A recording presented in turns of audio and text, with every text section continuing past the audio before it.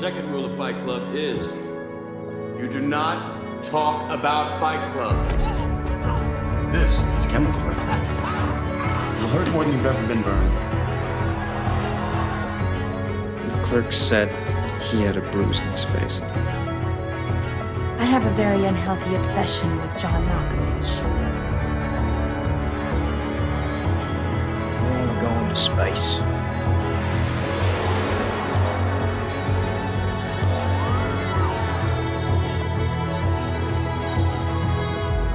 I hate the way you talk to me and the way you cut your hair. I hate the way you drive my car. I hate it when you stare. I hate your big dumb combat boots and the way you read my mind. I hate you so much it makes me sick. It even makes me rhyme. You think that's air you're breathing now? You understand? It's my head, Schwartz. It's my head.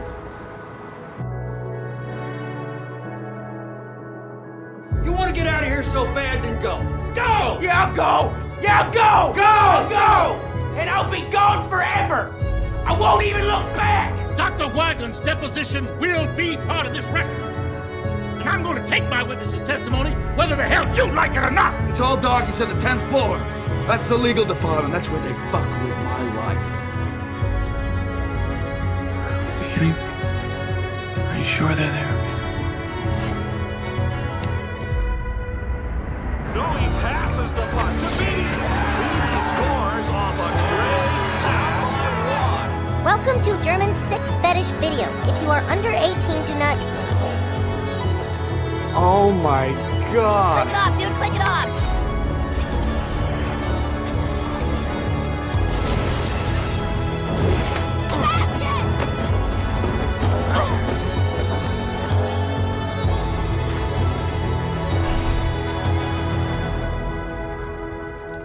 Then I'd say, tie them sticks in a bundle, try to break that.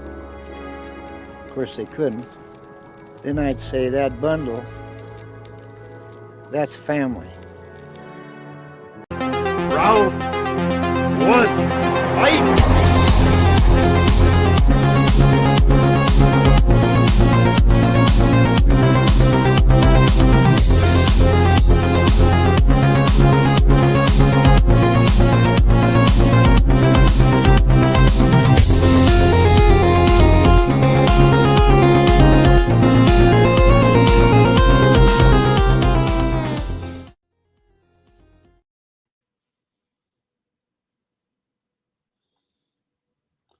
Welcome to the greatest year in cinema history. Yes, I'm going to call it that because this is our championship episode for the best movies of 99. There's a debate about what is the best, but for me, this is like a formative year for me. 99 was my first year of high school, and when I like really started to gain a big love for movies, when it like got a little deeper than just like going for entertainment purposes. I mean, I'm still doing that, and that's still my number one criteria for what makes a movie great. But still, like, there's just so many. I mean, you'll see tonight just like banger after banger after just like amazing movies that made it to the championship. Couple didn't make it, but hey, that's just the way that they work. And a couple squeaked in on like a technicality or whatever you want to say. Had an easy route there, like you'll see some weirdo like dramas. You're like, huh?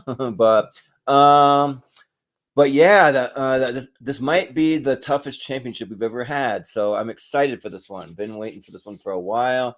And yeah, I'm excited to talk about it. So it's Tournament Fights 251, Best Movies of 1999 Ladder Series, the championship. If you haven't seen part 1 and 2, I suggest you go back and you watch those first. But you can certainly keep watching this or whatever you want to do. So, but yeah, I'm your host tonight, Jordan, the movie hero Anderson.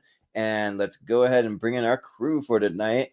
We'll start with my co-host, Austin Pez Howell. How's it going? Yeah, unlike 2001, we actually have mostly pretty worthy movies in this half bracket tonight. Yeah, we had a few kind of squeaky ones get in there on little weak areas of the bracket, but again, for the most part, I would say a good 28 to 30 out of the 32 are pretty worthy. Really good movies. So yeah, it's going to be a tough half bracket. Yeah, one of the tougher ones we've ever done. But that's the fun of tournament fights to me is like it's mostly stuff that makes sense, but there's a couple of head scratchers always there. Yeah, always. Yeah, but yeah, we bring in the rest of our crew. We also have Malcolm Lay. How's it going, Malcolm? It's going good, and yeah, it should be interesting. And should be a lot of fun as well. Yeah, yeah, it should be a good time. And we also have Jonathan Caro. He's back. Yeah, I'm back. I'm back for this to wrap up this. Yeah, you could debate it. It is the greatest year of cinema. There is one other year in the 90s that contends it for me as number one. We'll get 94. to it. We'll get to it. Maybe 94 is a pretty solid year as well. Yeah, for me, I think it is 94. Yeah, 94 has a lot of bangers too. That should Yeah, be a good 94, 95. You can make a case too. But no, 99 though is one of the best years in cinema ever. I mean, look at this: Being John Malkovich, Galaxy Quest, Mummy, Magnolia, etc., Fight Club. I mean, Well, I mean, Zach Sheldon's in the comments. He says Mystery Men, Mummy, and Green Mile are on 128. They're all here tonight. Being John Malkovich, Toy Story 2, and Galaxy Quest for Brian Nussbaum at 64. They're all here tonight. There's a lot of bangers in there. No, seriously, at least one would be in any cinephile, any movie lovers top. Yeah, 100. Everybody has a 99 movie. Yeah, for me, it's like The Matrix. Sure. You know?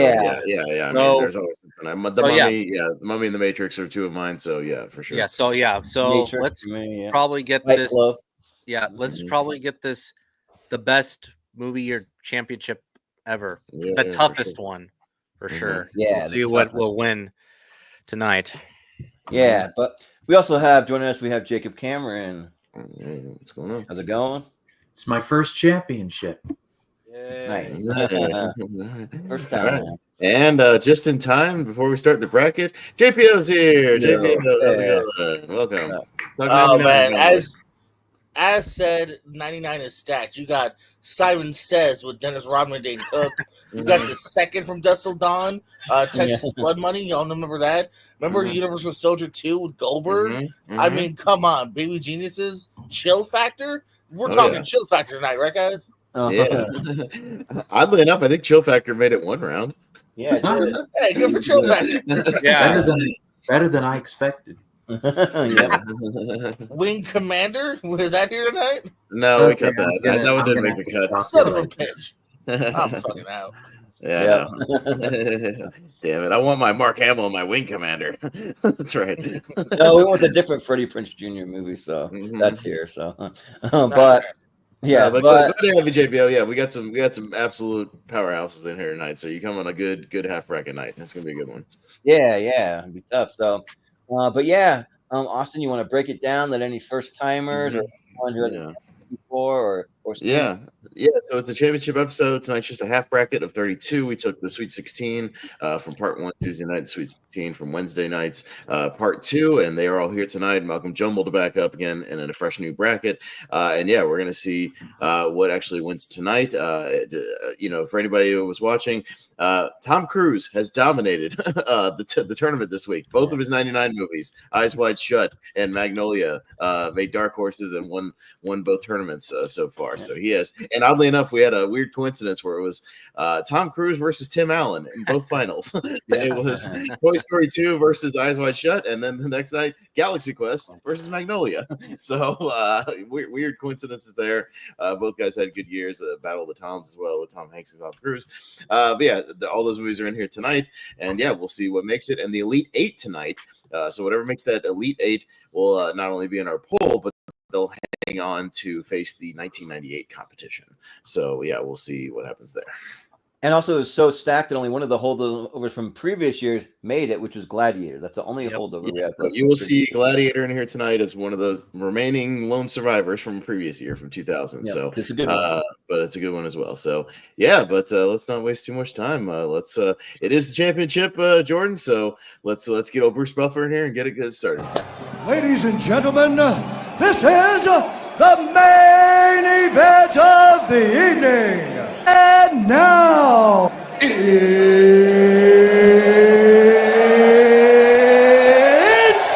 time! All right, it's time. time, Bruce Buffer. Let's get it going. Also, All right, sorry, man. Ross. I can't think of any good 91 movies. I need to think about it. But yeah, No. I've always said this. Every year is pretty good, guys. Go ahead and claim for almost every year. Yeah. You really get nitpicky about it. Yeah. Galaxy Quest versus Drop Dead. Ooh. Drop Dead Gorgeous was one of our goofy ones that it's. I'm glad I'm slipped here in on there. time because I watched this for this. Okay, well, we'll talk about it. It's a championship. We'll talk about these. But JPO, you came in last, so you are first. Galaxy Quest Drop Dead Gorgeous.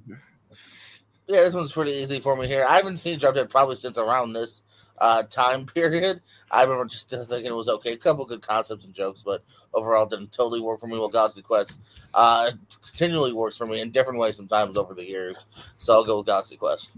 By the way, we have a host of J's tonight. JPO, Jacob, Jonathan, Jordan. We're going to misspeak tonight, so we apologize in advance. Yeah, right. I apologize for Jordan. That's right. Yeah, but us goofy guys. Jacob, yeah.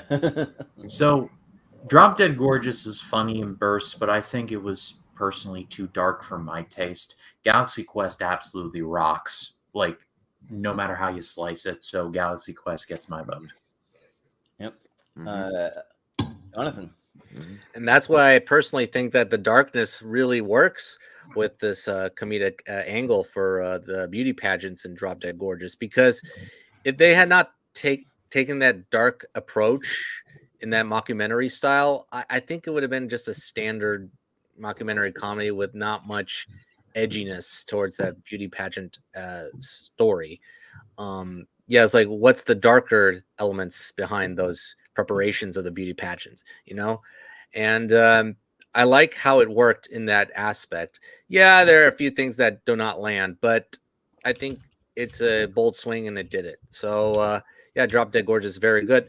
However, Galaxy Quest is a stronger movie in my opinion, and Galaxy Quest is awesome. And like I said a few days ago, it's a very tough task to make a Star Trek satire work, and it worked beautifully. So my vote goes to Galaxy Quest. Yeah. Malcolm. I like Drop Dead Gorgeous. I do think it's a good movie, but I just really love Galaxy Quest. I think it's entertaining and hilarious. So go Galaxy Quest. Yeah.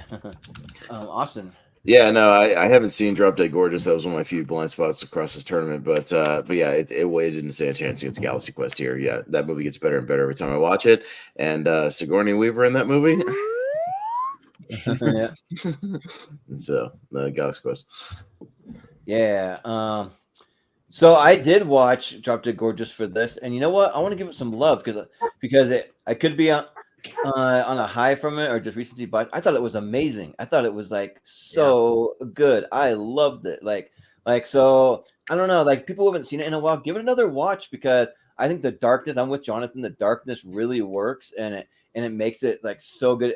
And like, I found myself laughing out loud quite a bit actually. Like, and just them like doing a little like slice of a life from like Minnesota, but they do it very rednecky, and then they use the Minnesota accent. It may be one of my favorite Christy Alley performances I've ever seen her in. Like she's has a lot of fun. Kristen Dunst is fun. I mean, Denise Richards should never be an actress. She's not that good, but I mean, they give her like all right lines, and then Allison Janney, she's always great in it too. There's a couple you could say problematic things. Will Sasso, he's playing like a mentally challenged guy or something, but it's still kind of funny. I don't know. Also, but one of the judges is kind of a pedophile. Yeah, right. Yeah, they do that kind of on purpose, but they're like, hey, that retard in the middle has his pants undone. Sorry, that's a line from the movie. It's not me calling anyone that, but that's it. But yeah, it's not quoted. That's always an option, by the way. Yeah. It's fine. But and yeah, so I want to advocate for it because I think it was really good, and the mockumentary style works really well. Like it's I mean, it's just unfortunate it's going up against Galaxy Quest. I wish it could go up against Teaching Mrs. Tingle that we might see in here. That movie made it here. So yeah, but yeah, I'll go Drop Dead Gorgeous. Okay. Galaxy Quest. Yeah, I agree with you about Denise Richards. She's the weakest element of the movie. But yeah. Right. got Being John Malkovich up against Mystery Alaska. Okay. Okay. All right. So 2 worthy ones here. Jacob. So I wanted to love Mystery Alaska, and I did not. Something about the whole sex in the snowplow and the constant dick jokes just really turned me off. So sad. Being John Malkovich. The dick jokes turned you off? Yeah, there's also a joke where like Burt Reynolds is in a completely different movie than what he thinks he's in. It just has more questions than answers. And it's directed by the same guy who directed Austin Powers' The Spy Who Shagged Me this same year, Jay Roach. Oh, really? Talk about range. Weird. Jonathan. So I guess he voted for Being John Malkovich. Okay. Okay. Unfortunately, I did not see Mystery Alaska for this. I've only seen 2.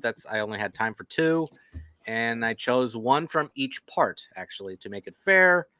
So, and I guess if you've seen part 1, I think you know which one I'm going to be talking about tonight. But Being John Malkovich, it's an ingenious film that, again, I say that no other filmmaker or writer has ever duplicated yet since this movie. I haven't seen a copycat of this film yet. I mean, the one similar one is Inside Out and Inside Out 2, but it hasn't reached that status of, ingenious themes and ideas and complexity.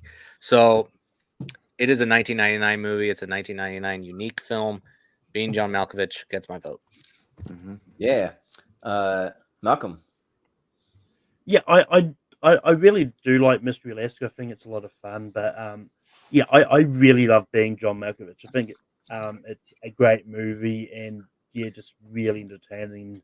Being John Malkovich gets my vote. Yeah.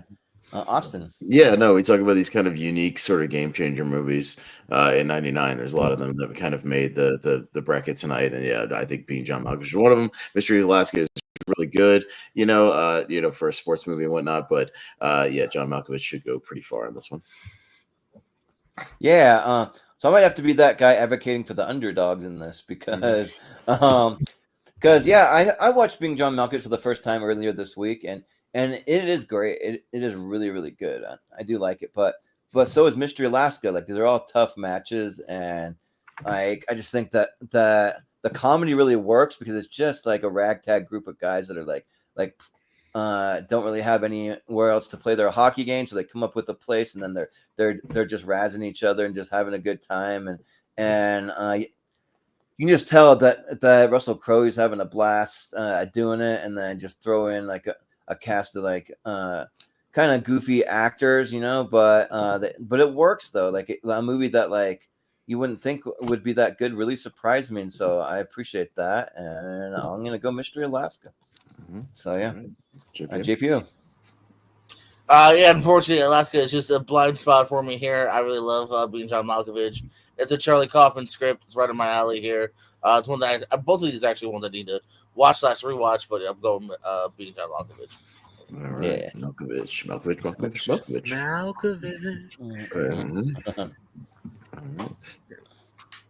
We've got Bringing Out the Dead up against Star Wars Episode 1, The Phantom Menace. Okay. Right. All right. Jonathan. Yeah, a couple of red posters there. Yeah. Okay. I already summed up about Bringing Out the Dead. I think it's a good Scorsese movie that kind of borrows a little too much from Taxi Driver. I think Scorsese and Schrader borrows a little too heavily from its own page, its own handbooks, and just added more style onto it. But again, I need to revisit it. What the hell's going on here? It's a random ad pop. What? I'll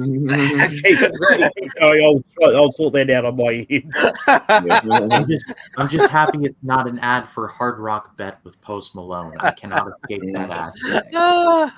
Oh man, add that to the blooper reel there. Anyway,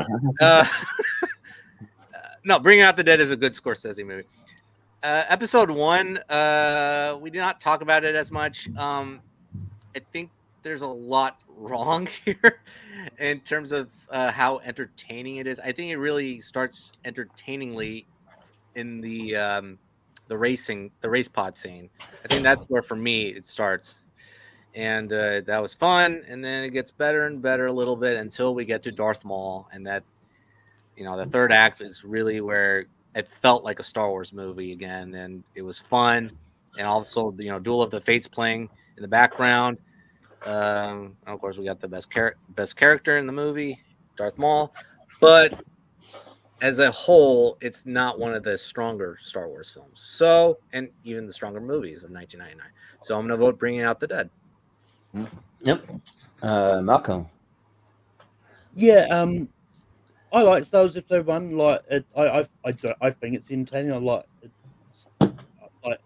I don't skip any Star Wars movies. Like when I go to rewatch it, I'm just watching them all. But yeah, I really enjoy Bringing Out the Dead. I think it's a lot of fun, and I think Nicolas Cage, John Goodman, they're all giving good performances. I'm going to go Bringing Out the Dead. Yeah, Austin. No, I'll go Bringing Out the Dead as well. I've always kind of advocated it's an underrated, little Scorsese movie, kind of a One Crazy Night movie. Lots of kind of manic characters and kind of manic pace. Yeah, episode 1, I think it's entertaining enough. But yeah, I mean, episode 3 is my favorite of the prequels, and it's not episode 2. Episode 2, I think, is worse. Yeah. Although Jar Jar is pretty insufferable in episode 1. But Bringing Out the Dead, I've gone back to it a little more, and it keeps me intrigued. So I'll go Bringing Out the Dead. Yeah, so I took off for a second to go grab something, and I was like, "It's all right. Jonathan's talking. He'll still be talking when I get back." No, but then there was an interruption, though. There was a little interruption. To be fair, Jordan, I can say the same about you sometimes. I know. Yeah, I'm just I can get long. It was pretty funny when something happened on the Malcolm's end. Oh, okay. Yeah. But anyways, all the joking aside, I think that they're both really good. I just think that the prequels get a bad rap when you look at them compared to a lot of other movies out there, and they're masterpieces in some ways, compared to certain other movies. I mean, there's a whole list of things to love about. I mean, the visuals are just they brought that up a whole nother level. The performances from some of the adult actors, I'll say that. And then of course the Darth Maul, the Duel of the Fate, the pod racing. The music almost all the way through it's just really, really good. The new droids and the new types of ships. I mean, they're doing quite a bit here that I think actually works. So I'd like to kind of focus more on the positives than the negatives here, in the interest of time. But Bring Out the Dead's great, but yeah, I think it does borrow a little too much from Taxi Driver and other things. But I mean, it is kind of like a style of Scorsese, but it's fine. I'll go episode 1 though. Mm-hmm. Also, a double-sided lightsaber. We've never seen that one before. Another cool one, but JPU. Damn, Jacob, we really did hate Mystery Alaska. 1.5. Jesus. Oh, sorry. I was looking at Letterboxd. I was like, 3.5. Jacob, 1.5. Anywho, as for this one around here, both movies are a little bit of a mixed bag, but I'd say episode 1's a little bit even more mixed here. There's some really cool stuff. There's some really draggy parts. Jar Jar, etc. Yeah, Bringing Out the Dead is kind of a unique Scorsese film too, and there's nothing quite like it in his filmography as well. I enjoy the performances. He's got different partners throughout the movie here. Everyone kind of gives a different kind of performance there, from Goodman to Rames, and Nicolas Cage is really good in it as well. So I'm gonna go Bringing Out the Dead. It's a pretty unique, cool film. Mm-hmm. Yeah, Jacob. So I've in other circles defended episode 1. It's not as bad as I've heard some reviews say. It's not perfect by any means. The bad stuff is bad, but the great stuff is really great. It's not even this is no contest to me. Bringing Out the Dead. All right, Bringing Out the Dead. I think it's a contest.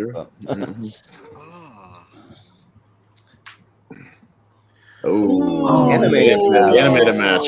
Yeah. Ooh, the animated match of 99. All right, Iron Giant and Toy Story 2. This is heartbreaking. You did that on purpose, Malcolm. Right? No, it happens sometimes. I can test that. This is heartbreaking. Yeah, all right. One's gonna go. Well, yeah, we'll see what happens. Malcolm, you're up first. You're muted, or your mic is off, or something. Yeah. Mm-hmm. There you go. Yeah. No, I like the Iron Giant. I do think it's a good movie. I'm not as high on it as others are. I love Toy Story franchise, and I think they're all good. And yeah, so I'm gonna go Toy Story 2. Yeah. Austin. Yeah, no, I mean, I have watched Iron Giant recently. It does very much work. I talked about how mature the screenplay is and the performances and whatnot, and it's very good. But if I'm going with just sheer number of watches, I've seen Toy Story 2 about 30 times. I've seen Iron Giant twice, and then so I mean, I'm just a Toy Story guy, so gotta go Toy Story 2 here. Sorry, Iron Giant. Yeah, I don't know. Iron Giant just like hits me. Like I am super fan. What? You're kind of underwater, Jordan. Oh, with Kristen weird. Stewart, Yeah, but no, not with that. No. Yeah, like the relationship between the giant and the boy, I think it's just really, really good. Christopher McDonald, he plays a great villain and just got a lot of heart to it, to where like this is just like a movie that stands so well on its own, versus like Toy Story 2. For me, it's like my third of the four, so it's not like at the top, but not the bottom either. But I just go back to Iron Giant more often. Like I think that's great, and and like 2D movies like that still can work really well, and this one does. So yeah, I'll go on the Iron Giant. What, JPO? I don't say this on much, but I agree with Malcolm. I like Iron Giant. I'm not next level. While Toy Story, I think all of them are great. I just the characters, the story draws me in so much more. I gotta go Toy Story 2. Yep, sounds good. Jacob. This is really tough because I maintain that Toy Story 2 is one of the best things that Pixar has ever done, regardless of era or year. Though When Somebody Loved Me, or When She Loved Me, excuse me, that music number makes me choke up every single time. Oh, man. I have seen the Iron Giant more, though, so I'm going to go with the Iron Giant, but like barely. Okay. Yeah. Jonathan. Boy, this is the most difficult round so far here. Short but sweet. The Iron Giant is great. Toy Story 2 is great, but it depends on rewatchability now. And I cannot lie to myself. I've seen Toy Story 2 more times than I've seen the Iron Giant. I think the Iron Giant is a tad better movie, but I've seen Toy Story 2 more times. And it's got a ways to go to catch up to Toy Story 2. So I'm going to vote Toy Story 2 by a hair. All right. Yeah. Toy Story 2 takes it. All right. Sorry, Iron Giant. Yeah. We'll see you again. Honestly, I'm not even mad. Teaching Mrs. Tingle up against Eyes Wide Shut. Okay, our first pass. All right. Yep. All right. Teaching Mrs. Tingle had an easy bracket. Did anybody watch Teaching Mrs. Tingle? JPO, you seen it? I've seen it. Yeah. Yeah. Was the one that's seen it? I've seen it. I've seen it. Okay. I reviewed it with Eric Moreno on my channel. I don't know if anyone watches specifically for this. Or maybe Malcolm. No, I didn't rewatch it. No. And I would have voted for it too. Really? Okay. None of us would have. We all like I haven't seen Eyes Wide Shut from being Even Kubrick gets a bite. Yeah. Yes. All right. That should be less of the bias. Move on. Fight Club. Yeah, Fight Club. Yeah. Look, Dick is charming, but sorry. This is a layup. No, trust me, JPO. You should have been there when Dick was in. It was funny. Yeah. Oh, Dick jokes are flying. Oh yeah. Oh yeah. Oh, Granted, At least Fight Club I'll does say, have one at least in the movie. There were moments where Look at Dick the movie. touched me. Well, you mean Penis got Dan inside Hedaya of me doing a at bad times. Richard Nixon impression? Sure. yeah. Hey, guys, just please. You dick. Fight Club's All right. Oh, we got Got on treatment against Three Kings. Okay. All right. We'll vote on this one. It's fine. First, I mean, Entrapment. I haven't seen it in a long time. But yeah, Three Kings is really, really solid. One of the better movies of this year. Good ensemble. So go Three Kings. Jordan. Yeah, I think that Entrapment kind of had it must have had an easy path to get here, because I don't like it, but But Three Kings, I do like. I don't love it, but I think that it's better than Entrapment. So I'll go with Three Kings. Okay. Nora Dunn and everything, I'll go with it because if you saw the other episode, I don't like her character in this. But JPO. Yeah, Entrapment's okay, but Three Kings definitely the better movie in my opinion. I think there's more engrossing dialogue and it's an intriguing story here. And one of the first times I think this kind of helped kind of show a little bit of difference in like a Wahlberg and key performances too. Yep. Jacob. So I watched Entrapment. I think I forgot it literally like 30 seconds after I finished it. Yep. But Three Kings. That tracks. Three Kings, I think, is very good. Even take out the David O. Russell factor out of it, it's still a really solid movie. So my vote is Three Kings. Yeah. Jonathan. Hey, what? What's wrong with David O. Russell? That he's a jerk. Oh, whatever. I'm cool with it. a lot of good directors are jerks. We've seen several of them in this side of the bracket already. Fincher, Kubrick. A lot of them. I thought he did some like Polanski shit. I was like, did I miss something? Like I was just like, yeah. And James Cameron's kind of a dick. I mean, a lot of them are dicks on set, but like they're not like doing anything like super like Look, doing it's anything not illegal or anything. Like it's although check out if you've never seen it. Oh, Russell and Lily Tomlin from My Heart Huckabees. Oh. Calls her a cunt. It's crazy. Yeah, crazy tough to watch. But yeah, Jonathan. Make it short and sweet. Entrapments, it was fine. And Three Kings is really good. It's been a while since I watched it, so Three Kings. Yep. Malcolm. Yeah, I like Entrapment enough. I think it's fun, but yeah, I really enjoyed Three Kings. I think it's great. So Three Kings gets my vote. All right. Yeah, Three Kings with a sweep. All right, these will get a little tougher on the next round because we're getting some. Three Kings of Office Glory and Space up against the Red Violin. Office Space Ball, Office Space. I want to talk about the Red Violin really quickly. Actually, yeah, it actually is really good. But.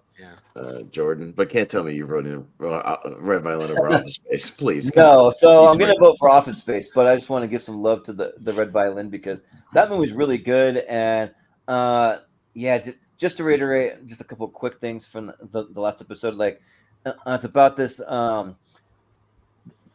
violin, like this like company that makes violins, and like even one specific violin.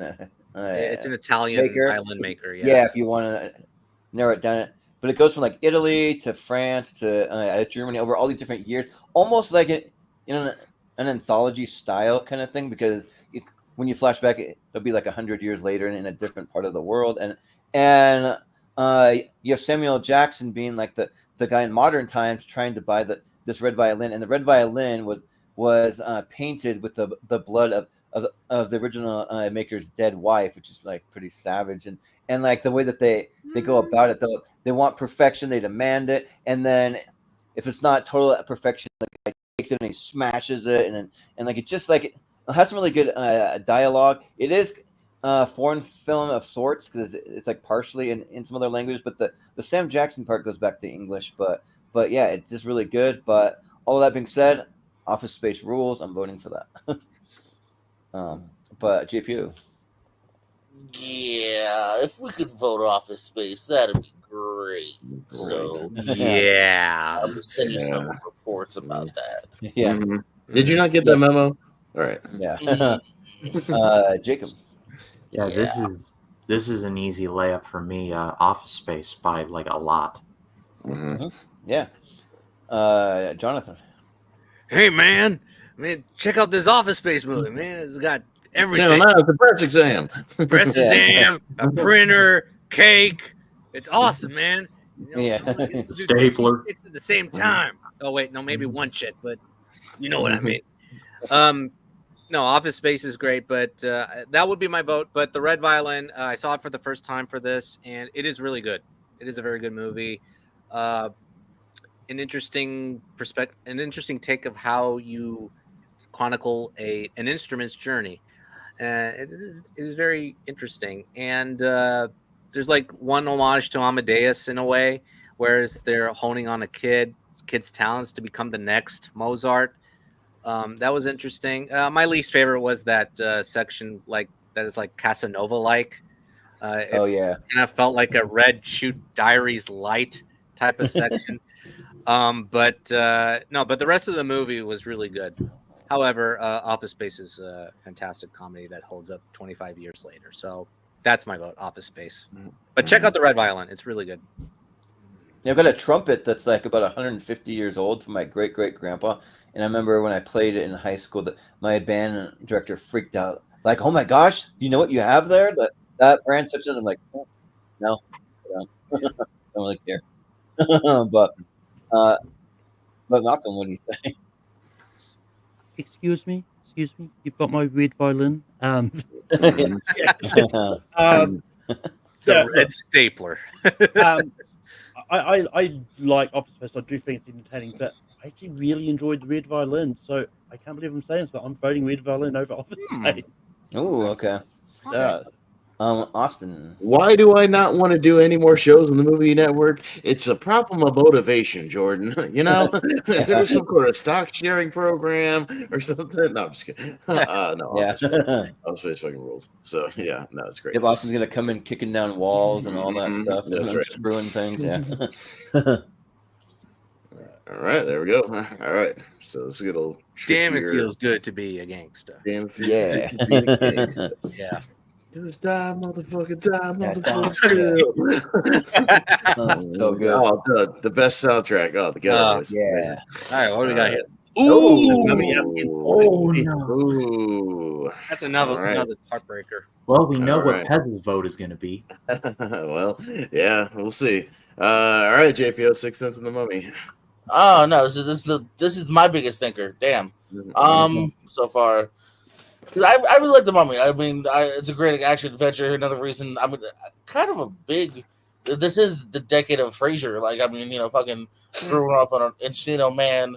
This Blast from the Past, big Frasier love. Sixth Sense though was really kind of a word of mouth. Like, you got to see it, you got to see it.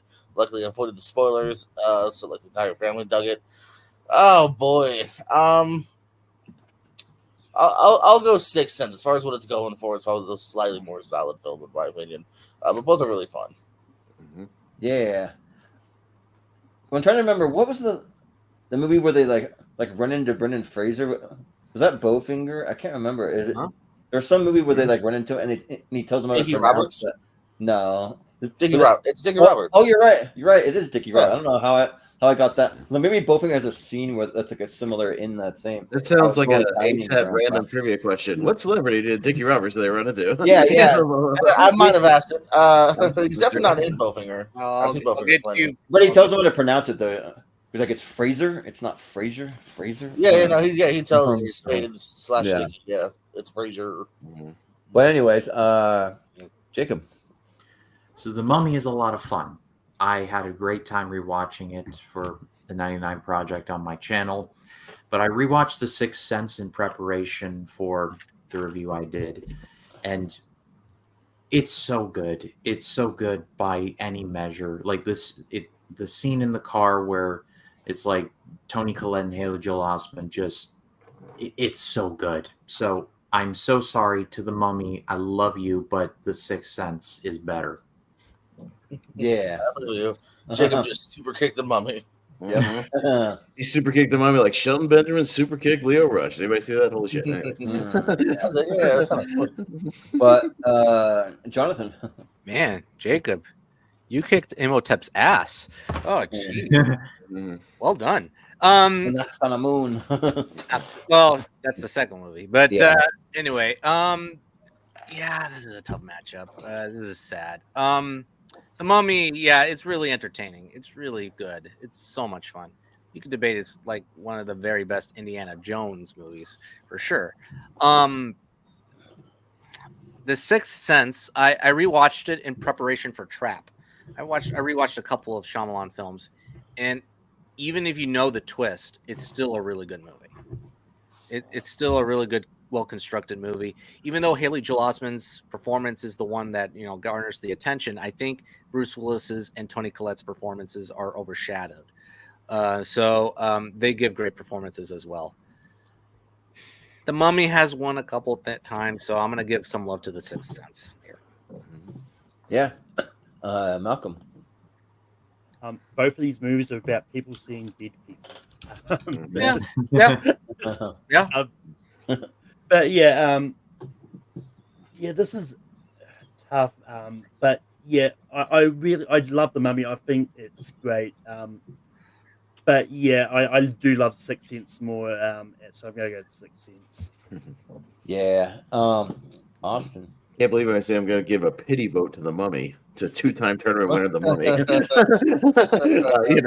I mean, Sixth Sense is great. Like, we kind of take for granted how good that movie is because it's kind of been, just sort of ingrained in pop culture. But I mean, remember, it was like one of those rare horror movies that has a lot of Oscar nominations. Was a huge box office hit. Like, this movie was a massive hit.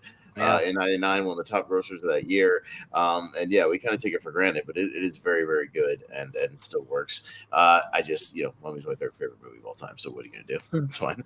But no, I will fully support Sixth Sense going forward.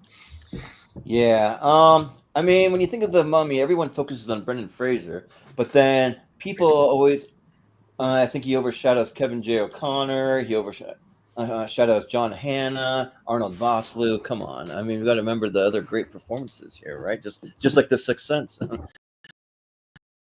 No, but Brendan Fraser is pretty much, and Rachel Weisz is like the YCS, like why you really come to see it, that and the adventure and stuff. And for me, I just like, my number one criteria is am I entertained? What's the most entertaining? I mean, I look at other criteria and that other criteria matters, but I mean, entertainment's my number one.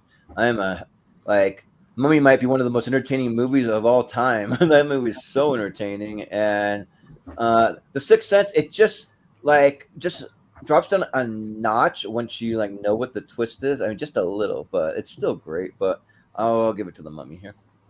All right, it's a little close there, but Sixth Sense moves on. I'm fine with it. Yeah, it's good stuff. I'm a Shyamalan. Apologies. Green Mile up against Man on the Moon. Okay. Oh man. All right, Jacob. So this is another toughie. Yeah, my sentiments exactly. Man on Did we the have Moon. this match before? I feel like I've seen this match. No, we haven't had this match yet. Okay. No, it was close. I'm going to go Green Mile barely because the ending where John Coffey dies is like Michael Clark Duncan just shatters your soul with the whole please, like, I'm tired, boss, and that whole thing just a great piece of business. I mean, not great in terms of the content, great in terms of Michael Clark Duncan absolutely crushing the performance. That's what I meant. And so it's my vote's the Green Mile, but barely. Yeah. Jonathan. Yeah, another heartbreaking matchup. You know what? Actually, Jacob summed it up for me quite well. Man on the Moon, Jim Carrey's performance should have gotten an Oscar nomination, but it's exactly echoing Jacob's feelings here. So I'm going to go with the Green Mile barely over Man on the Moon. So I'm okay with either one of these winning. Yeah. Malcolm, what do you say? Everyone's like, this is hard. This is easy for me. Like, I've said my thoughts about the Green Mile on part one. Like, I'm not a fan of it. And I actually watched Man on the Moon for this, and I loved it. I think it's really good, and and I think Jim Carrey does a really good job of playing Andy Kaufman. And random fact I just found out recently, Andy Kaufman's Saturday Night played by Zack Attack from Sky High. So I'm gonna go Man on the Moon. Oh, the sidekick guy, the guy who can glow. Is that him? Yeah. Oh, nice. Okay. Yeah, he plays both Jim Henson and Andy Kaufman in that movie. He plays dual roles. That's fun. Oh, nice. Yeah. But no, yeah, this Green Mile I like. I don't know if I love. I do think Darabont's a solid director. I wish he would make another movie. I wish he just quit Hollywood. But I'm a massive Andy Kaufman fan. I wrote a term paper in college on Andy Kaufman, sort of a pseudo Kaufman expert. I love the guy. I've studied the guy, and I think Jim Carrey nailed it. I've gone back to this biopic a lot, so I'll go Man on the Moon here. I've kind of given thoughts on these movies before. I think they're both just fine. I don't think either one of them are really great to me.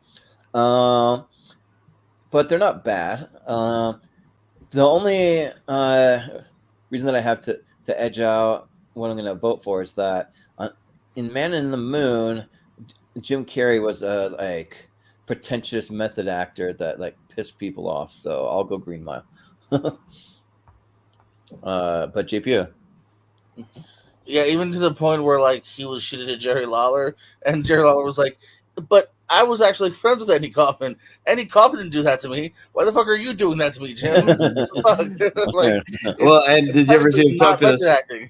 He talked to Stone Cold about that, and he's like, and when they got to the scene with the Tonight Show, or not the Tonight Show, Yeah. the Letterman scene, he Slapped slapped the shit out of Jim Carrey Yeah. for real. No, in that he scene. was ready. Like for real, he's like, I pasted that. He's like, I pasted that son of a bitch in that scene when we got there, just to get him back. Yeah, no, it was a little call that a receipt, baby. Although technically that's an emotional receipt for him. Also, cool Man in the Moon poster. I kind of want that poster.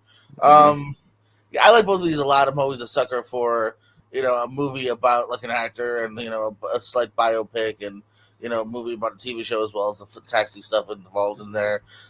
Green Mile, man, I think it's great. I think it hits you a lot. Again, like we said, kind of the year of the Toms. I'm gonna go Green Mile here by a little bit. Okay, so yeah, Green Mile takes it. Okay, all right. Okay. Got The Matrix up against Blast. Oh, speaking of Fraser, hey, more Fraser. There you go. I mentioned I like Blast from the Past. Yeah, see? That's right. Yeah, well, we talk about it. I know here. Yeah, it might have a tough route here, JP, but we'll see. Jonathan? I won't be here long, but... Yeah, you can talk about it real quick. Yeah, Jonathan, though. Go ahead. The Matrix. Let's move on to Malcolm. I mean... Yeah. I love Blast from the Past. I think it's good, but yeah, unfortunately, gotta go Matrix. Just great. Yeah. Austin. Yeah, no, even from like a nostalgic perspective, The Matrix was my first DVD we ever had, like on our computer DVD ROM drive, playing it on our computer, the Snapcase DVD. Yeah, I mean, watching it just over and over and over again. Blast from the Past is fun, but yeah, Matrix is like a top 20 movie of all time for me. So it's just a case of just a rough matchup for Blast from the Past. But I'm a Fraser stan. I like the guy a lot. So yeah. I think Blast from the Past is fun. There's lines that I quote like at a baseball game. Oh, because he doesn't understand why the runner's going to be out and all that. And then, or just like I don't know, he's just a fish out of water. And I kind of love him paired up with Dave Foley too. At like one point, just them going back and forth and becoming friends. But it's The Matrix. The Matrix is like blew my mind. It's like one of my favorite movies ever made. So yeah, The Matrix. All right, JPO. JPO. Yeah, I like from Blast from the Past. Said it before. Fraser's really charming in this. It's him, Christopher Walken. I want to say Sissy Spacek are in a bunker for years because they think the world, had a bomb and whatnot. And they come out and it's now the '90s and everyone's, punk rocking. But he's just a really sweet, well-intended guy that Alicia Silverstone doesn't trust at first. She even thinks he's crazy. So like, there's some really good inherent charm to it. But it's fine. The Matrix here. It's a great, unique concept. Another one, kind of like Sixth Sense in a different way, of just like such word of mouth of like this is something kind of different. It's really cool. The fighting, like you know what I mean. Like everyone in the family was kind of like into it. So I'm gonna go The Matrix.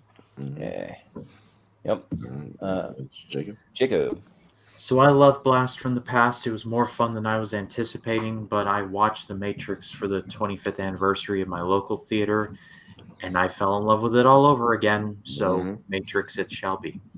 All right, clean sweep it. Yeah, just like the Sixth Sense, it's like another mind blower. You're like by the end, you're like, what the fuck? This is awesome. Analyze this versus Mystery Men. All right, okay. I like. All right, okay, little comedy matchup here. Yeah, Malcolm. Yeah, I like Analyze this. I'm not overly over the moon with it, but then again, I haven't seen it in a long time, so I need to rewatch it. But yeah, I really love Mystery Men. I do think it's a really fun like comic book movie, and yeah, and it made me want to try and find the comics it's based on, see how different it is. So I'm gonna go Mystery Men. Yeah. Austin. Yeah, no, Mystery Men is like solid. A lot of great character actors popping up throughout the thing. I'm just not like as high on it. Everybody, I want to like it more than I do. Every time I go back and watch it, every couple of years, I just want to like it as a movie more. It just doesn't work as well. And yeah, we kind of forget about Analyze This. That De Niro was doing good comedy right before Meet the Parents, and he did some solid stuff here. Still doing the gangster thing, but it did different spin on it. And yeah, they have great chemistry. It's a lot of fun. So I'm gonna go Analyze This. Yeah, I don't know anything about this, but it's based on a comic called the Flaming Carrot comic. I don't know what that is though, but for Mystery Men, and yeah, I'm gonna go Mystery Men pretty easily. Like I think Mystery Men rules. I love the ensemble cast here from Ben Stiller to Greg Kinnear, Kel Mitchell, Paul Rubin, William H Macy. Like the list goes on and on and on, and it's great. It's fun. And there's even some early roles from like people that like you may not even know were in there. Dane Cook's in there, Corbin Bleu from High School Musical. There's some like interesting things in there. Dane Cook is the Waffler. Yeah, that's right. Yeah. So I'll go with Mystery Men. Jacob. Yeah, Jacob.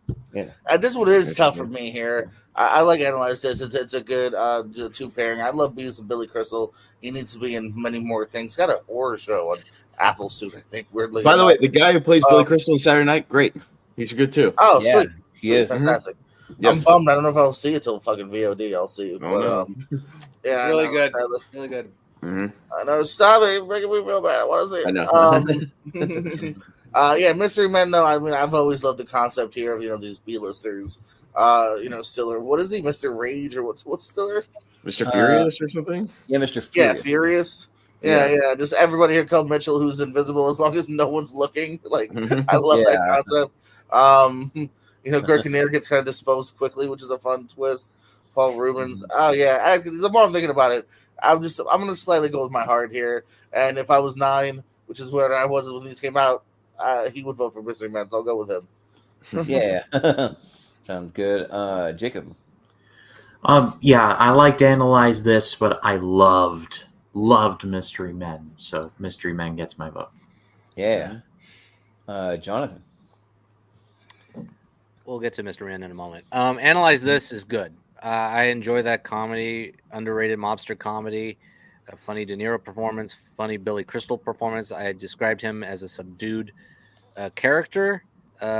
He's subdued until that sit-down scene, which is hilarious. I watched Mystery Men for the first time today. First time. Yep. I don't know. It didn't work for me. It did not work for me. I felt like it was a monotonous ride.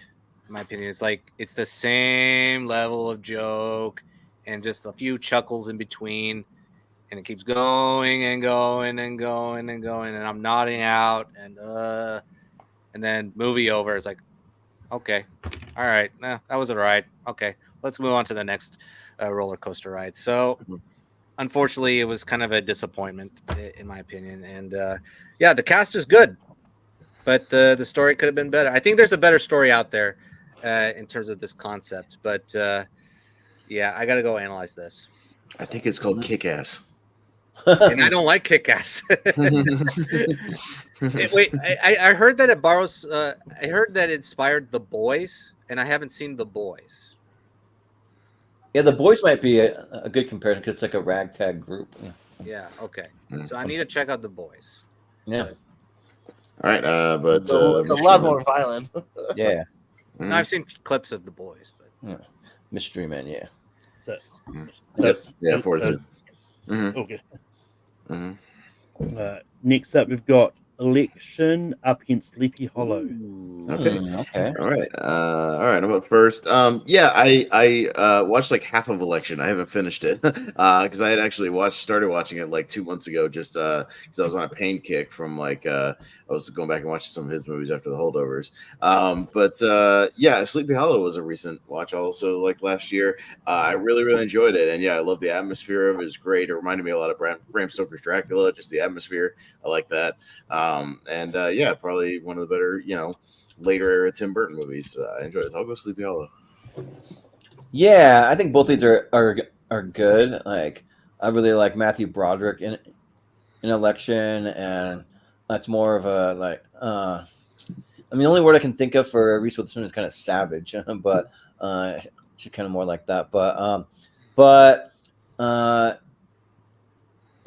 Sleepy Hollow, I probably like a little more. I mean, not a lot more, but I dig it all, and like Christopher Walken in there. I'm a big Christina Ricci fan. She's like one of my childhood crushes, and yeah, I think that it just like works on a lot of levels, and it's really creepy, and it's a cool tale. So I'll go with Sleepy Hollow.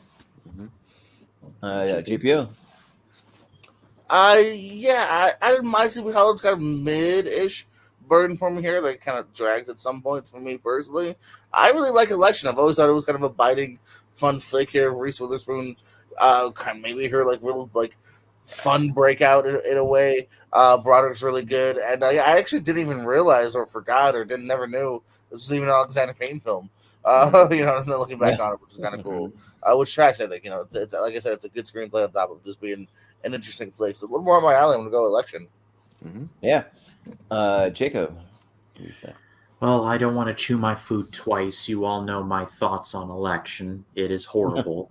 So I don't know. He railed on it the other night and said it's horrible. Yeah. No, he's like so confident. You all know. No, Yeah. it's very bad. Sleepy Hollow. Moving on. Yeah, I looked at Letterboxd, asshole. If he says it bad, just keep his letterbox open on another tab, JPO, and you'll. Hold on. For the record, though, 2.5. You're not quite hating on it on Letterboxd. Just saying. What you said just now was not a 2.5. Yeah, I feel like you were kinder to the 1.5 movie we said earlier. What was the 1.5? Yeah. I'm a little confused. I'm just saying. Yeah. Your Letterboxd and your toilet fights quotes. Maybe needs to update that. But Jonathan, what do you say? I don't know. It sounded like a 1-star comment there. Yeah. Anyway, check out Baby Genius is what I said about it. I don't know, part 1, part 2. I don't care. I don't know. That's like a 0.5 star thing. Anyway, this is close. Election's really good. Yeah, I think I like it more because of the Reese Witherspoon performance. I think this is one of her best performances. Sleepy Hollow, as a vibe, it really works. And Tim Burton captures that gloomy, Sleepy Hollow gothic atmosphere quite well. JPO is right. It drags it places, but I think Depp is having fun, and Christina Ricci is great in it, and it's a good supporting cast. This is pretty close, but I'm in the spirit right now, so by a hair, Sleepy Hollow. Yeah, Malcolm, what do you say? Yeah, I like both of these movies. And I think Election's great, and a lot of fun. But I think I like Sleepy Hollow just a little bit more, so I'm gonna go Sleepy Hollow. Yeah, Sleepy Hollow. Sleepy Hollow. Okay. All right, we're getting there. A couple more matches. Got She's All That up against The Insider. This might be a lopsided. The Insider is one of the best movies in '99. Yeah. JPO didn't get to talk about either of these. Let him at least talk about it. We talked about it the other night. All right. JPO, any thoughts on either of these two? Remember the Eyes Wide Shut teaching a single thing? Repeat. I've never seen The Insider, but I've seen She's All That. Oh boy. And hey, when you put down that hair, take off those glasses, holy moly, is she hot? My vote for She's All That. Okay. She's also really hot before that too. When she was hot before that, when she was a nerd. Yes. That's silly. I'm like, but yeah, side note, JPO, watch The Insider. It's fucking awesome. That movie rules. I know. I'll put that up for November. It's really good. Yeah, good Pacino, good Crow. I mean, Crow could do no wrong back in this day. So excellent cast. Excellent. Yeah, not too much Pacino. Yeah, a lot of great character actors. Yeah, I've asked about an ASAT. Does that count? Yeah, sure. Yeah. All right. I guess we're all Big Tobacco. Yeah. Oh yeah. So we're all voting for The Insider, I think. Though, so we'll move it on. We'll move it on. No, I would have slightly called She's All That. I like it a little bit more. Oh my God! Are you serious? Come on. Me and Malcolm are simpatico tonight. Come on. That's scary. No, The Insider was worthy of that Best Picture nomination. Yes. Magnolia up against One Lola One. Okay. All right, Jordan. No need to adjust your TVs. That poster is supposed to be like that. Yeah, I like both of these, but I just think that Magnolia has a lot more substance to it. They're really digging deep and going for some deep themes and that kind of thing. And it's one that's like, for me, it's rewatchable to the point where like I can pull something new every time that I rewatch. I've only seen it 3 times, but that's within like a 3-year period though. So I watch it an average of once a year. And Run Lola Run, I just watched for the first time, and it's fun, and it's like just action packed as far as like she just takes off and like you're just on this journey with her and like she's going, you want to find out like what the heck's going on. But so they're both really good, but I think I'd go with Magnolia here. JPO. Yeah, I gotta go Magnolia. I mean, any movie where Tom Cruise can talk about his dick for like 5 minutes, it has to get my vote. So, Magnolia. Yep. I forgot to mention my favorite a part of Magnolia is the John C. Reilly stuff. I like him a lot in that. Yeah, he was really Yeah, but Jacob. So I love Run Lola Run to pieces, but I mean, it's going up against Magnolia. So it's unfortunately very lopsided in favor of Magnolia. So Magnolia gets my vote. Yeah. Jonathan. Jordan, you summed it up quite nicely about Magnolia. I think, Magnolia has more substance than Run Lola Run, whereas Run Lola Run is just a straight story where it's experimental about its approach, about her mission. Like any little action could change its course. It's basically free will versus determinism in this story. Whereas Magnolia, it's free will and urban legends and biblical proportions there. This is like the 1999 matchup here.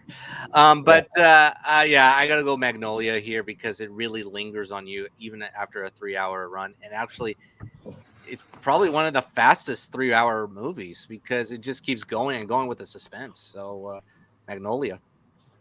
Yeah, I think that's a good way to a good thing to say about Run Lola Run. If you went to Blockbuster back in 99, you might find it I wouldn't be surprised to find it in the experimental section, if they have one. So but Malcolm, what do you think? Yeah, I really enjoyed Run Lola Run. It was a great first time watch, and it's definitely one of those movies that if I can find it on DVD, I'm definitely going to buy it to add to my collection. I think it's great, and it's one of those ones like I'm surprised that Franca Potente didn't like explode out like she was in the Bourne movies, but I don't think she's been anything else for the. Oh yeah, that's where she's from. Unfortunately, just had to go up against Magnolia. Magnolia's great for Magnolia. Well, thanks, Austin, for having Run Lola Run on your voodoo, so I can. Oh yeah, no, because I like that movie a lot. No, that's what I mean. Yeah, I love these movies that get the job done in like 80 minutes, and they're just like literally within 5 minutes she's running. The mission is there, she's going. The music is thumping. It's a lot of fun. It's a great watch if you haven't seen it. Magnolia knocked my socks off first time I saw it, and I've gone back and watched it a couple of times. It's great. I'm firmly in the camp. Tom Cruise should have won the supporting actor Oscar that year. I think he's incredible. He's amazing, and really great to see Philip Baker Hall, like this character actor, get like a really meaty, juicy role and be like one of the primary people in the movie. Because I've always been a fan of that guy, and he's always, even the same year in like Rush Hour, he's or not the same year, but the year before, he's like playing just like the police captain, government guy, whatever. I think he's even in The Insider. I think he's like one of the journalists in the thing. So like he's always playing the small role, and here he gets a juicy role, and it's really really nice to see him kind of front and center. He's a great actor. I'll go Magnolia. Yeah, he had a busy year. Yeah, good year. Yeah. He always does. This movie, The Insider, and unfortunately, the talented Mr. Ripley that is not here. But and he was great in Seinfeld as like the detective guy or whatever. He's the book man. The book guy. The library detective. Yeah, that's what it is. Yeah, he's trying to solve a mystery. Yeah, that's right. All right, Magnolia clean sweeps it. Yeah, there you go. All right, and we've got Gladiator. I think this might be the final matchup. Gladiator up against Okay, all right. Weird coincidence because Denzel's in Gladiator too. Yeah. So right. yeah, weird coincidence there. All right. But JPO, Gladiator, our only holdover in this one against the Hurricane. Yeah, no, Gladiator is dope. I'm looking forward to that sequel. I just saw the trailer again today on the big screen. Yeah. But Denzel's really good in the Hurricane. I think it's a good, worthy story. So I'll go Hurricane. Okay. Yeah. Jacob. So I have not seen The Hurricane in a minute. I do remember liking it. I mean, it's Denzel, so I mean, of course. But Gladiator is just, it's so good in so many ways. So my vote is Gladiator. Yeah. All right. Jonathan. Gladiator is great, but I'm going to champion the 99 movie because I think it's a really good, underrated Norman Jewison film. It's a little long, but and it has one of the best performances from Denzel. Yeah, I'm going to go for the 99 film, The Hurricane. Yeah. Malcolm. Yeah, both Crow and Washington were up against each other for Best Actor in 2002 for Training Day and Beautiful Mind. Yeah. They've probably been up against each other multiple times, but that's the only time I can remember. American Gangster, they pit against each other. Yeah, Virtuosity, yeah, that's one too. Yeah. Yep. But yeah, I love Gladiator. I think it's really good. But yeah, I really enjoy. I thought the Hurricane is a really good biopic, and so I think just slightly I'm going to edge us out towards the Hurricane here. Yeah. Austin. Yeah, I've had a logic. There's so many good 99 movies that I kind of want a good chunk of them to at least have a shot to win a tournament, because only a few of them can, and a few of them, only some of them can move on, to have another shot in the future. Gladiators won a tournament. It gets a lot of love. It's great. But Crow has, had two other 99 movies in this bracket, 99 movies, and has another one on this side of the bracket that I'll champion with the Insider. So I'll go with the Hurricane here. Yeah. I mean, I always thought it'd be funny to have a wrong year movie win a championship again, like that weird one where we had Top Gun Maverick and it won like a 2015 tournament or something weird like that. I don't know. Yeah. Really? That happened? Yeah, because it like held over from when we did our wrap up, 2023 or 2022, tournament, for that year, and then it held over and then won like a 2015 part one or something like that, or something goofy. Yeah, it was. I think we even had. I want to say John Wick Chapter 4 might have even done the same thing, something like that. Goofy ones like that. Yeah, but so I mean, I'll vote for it because I've seen Gladiator like a dozen times. I've only seen the Hurricane once, and it's good, but I'll go with Gladiator. Okay, that's a close one, but Hurricane, we'll move on. So, all right, all 99. All 99. All right, we got all 99. So, all right, guys, let's speed it up, make some ridiculously tough decisions, and let's have some fun. All right. Gotta go fast.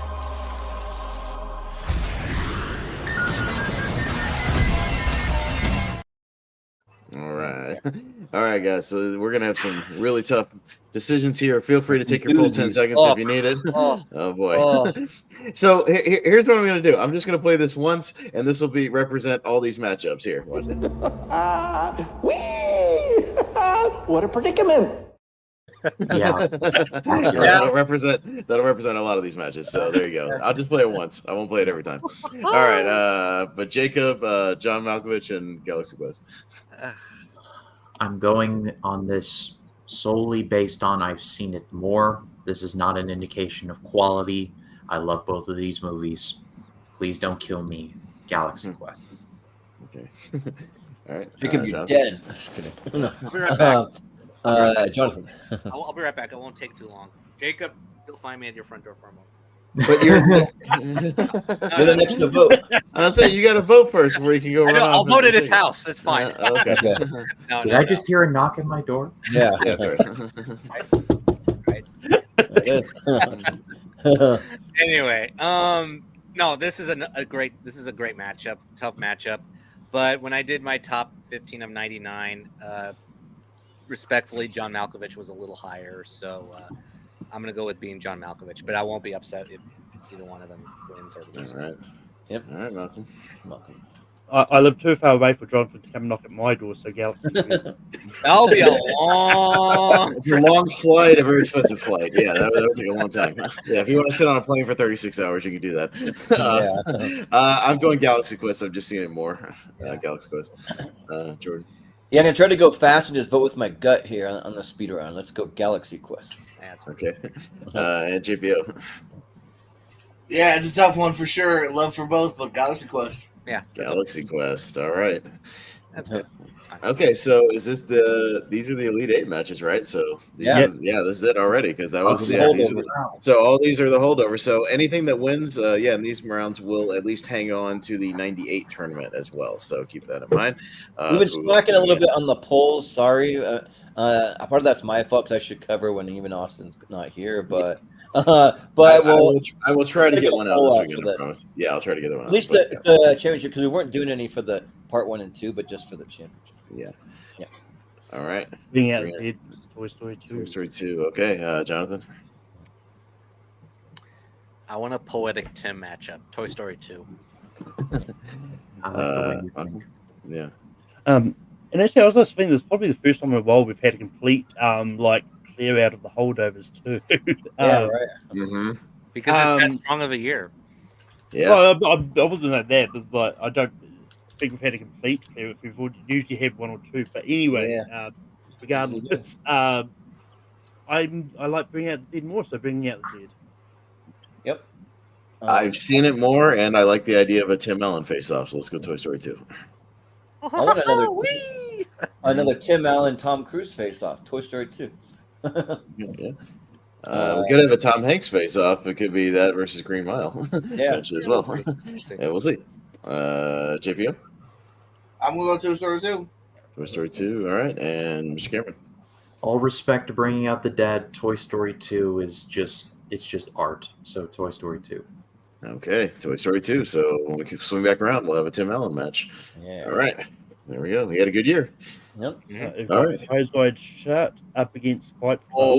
Kubrick and Fincher, the two masters, no. the two masters of the 100-take scene. Yeah. Because Fincher's in part 1. Yeah, Fincher's notorious for that too. So, all right, here we go. Malcolm. He's going to make it. Probably going to use my whole.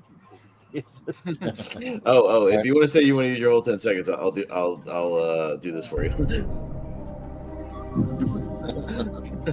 Just slightly, I'm going to go Fight Club. Okay.